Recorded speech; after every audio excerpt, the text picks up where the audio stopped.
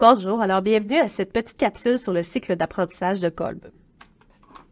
Le cycle d'apprentissage de Kolb est considéré comme une suite de boucles. Donc, l'apprentissage se fait en 4 phases et ces phases-là se font dans un sens qui permet à l'apprenant de retirer des nouvelles connaissances et pouvoir les appliquer dans un nouveau contexte. Donc, ces phases-là, la première représente l'expérience, donc recours au vécu ou à faire vivre une expérience à l'étudiant.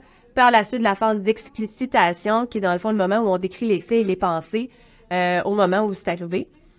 La phase d'explication, qui est dans le fond le transfert, théorie de pratique, liaison avec les connaissances théoriques et les données issues de la recherche. Et finalement, l'expérimentation, donc le moment où on va pouvoir cibler des pistes d'action et transférer ces nouveaux apprentissages-là dans un nouveau contexte.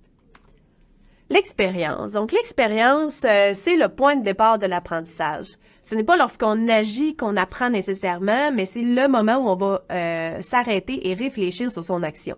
Donc, dans l'expérience, il n'y a pas nécessairement d'apprentissage s'il n'y a pas cette réflexion-là qui est faite. Il ne faut pas limiter l'expérience à ce qui est perçu par les sens externes. Il faut inclure l'expérience des sens internes, les pensées, le discours intérieur, etc. Donc, on ne se limite pas à situer dans le temps et dans l'espace et contextualiser l'expérience qu'on vient de vivre. On y inclut ce qui s'est dit intérieurement durant l'expérience. Une fois qu'on a vécu l'expérience, on passe à la phase d'explicitation qui est nécessaire et obligatoire pour créer un apprentissage qui va être significatif. Donc, il n'y a pas un véritable apprentissage sans une prise de conscience. L'explicitation est une première phase de recul à la suite de l'expérience qui est vécue. Il s'agit d'un moment de réflexion et à la manière de miroir qui produit une image par réfléchissement. Il s'agit de se regarder agir et de faire une réflexion de l'expérience pour en prendre pleinement conscience. L'implicite à ce moment-là est rendu explicite, l'expérience est rendue consciente.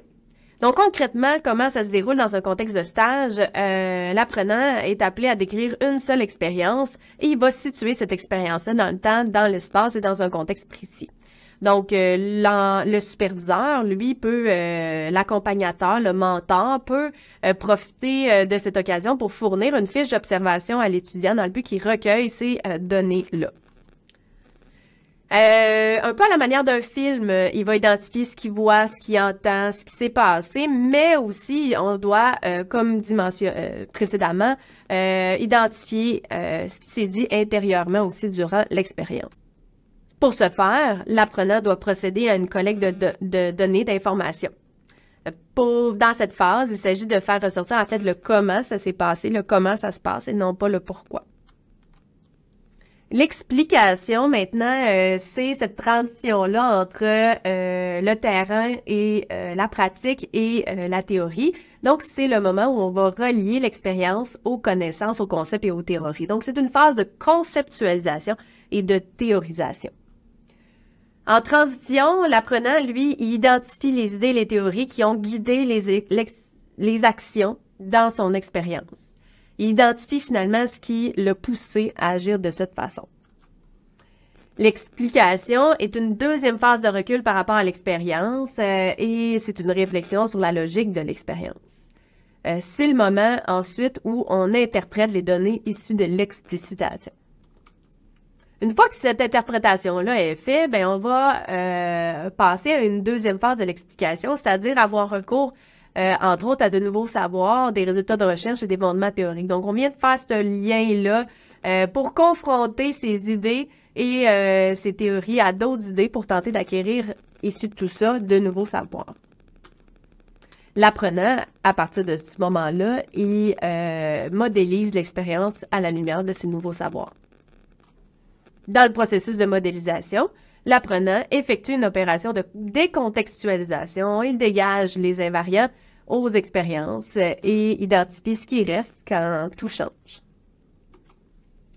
Ça nous permet de nous rendre ensuite à la phase d'expérimentation. Donc, en transition de l'explication vers l'expérimentation, il y a une réflexion d'intégration personnelle. L'étudiant, le mentoré, doit se questionner sur qu'est-ce qu'il a compris de cette expérience-là, cette nouvelle expérimentation-là, qu'est-ce qu'il apprend de cette expérience et qu'est-ce qui l'étonne, entre autres, jusqu'à maintenant.